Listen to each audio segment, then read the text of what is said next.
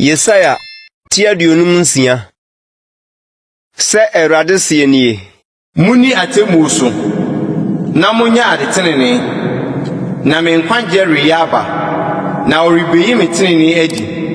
Enhirani odaseni a woyeye. Ni onipa ba okura mu no. Die odi homeda a wongu hu fi. Na wohwe ne nsa.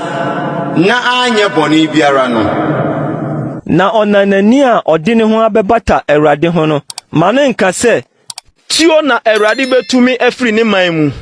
Na ma ayi totoni nso nka se hwe media me yeduawu ye. Na se Awurade ka kire ayi totofo nie. Wona wodi me homeda. Na woyi ade a esomani. Na wokura mapamu no.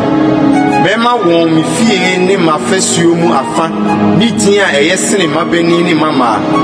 Da din a orintwantwene nam di bema won. Na ananafo a wabebata Awurade ho sa oresom no na wado Awurade din na waben no nko ano obiara odi homeda a ongu hu fi ne wona a wokura mapan mu no medi won beba me bipo kronkron no so na mama won ani agye me mpai bu fi won hye afode ani won kuma afode beso meni mafori buchi aso na me fie no wo be frɛ no mpai bu fie ama aman nyinaa.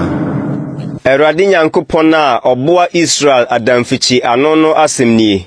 Mekoso no boy nipa no mapai eno so maka won a waboa won ano no ho. Remu mo adwuma nyinaa, momra mediti.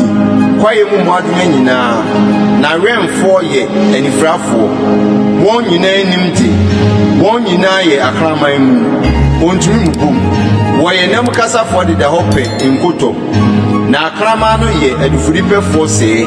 Wonim omenye woye nwanhwefo a wonim hunu won nyina adane woni a kyerɛkyerɛ won akwanso obiara hwehwɛ ne mfaso obiara biara woka se mumra merekofa nsama ba na yawe nsaben na ochina bese ne ebe so abroso pii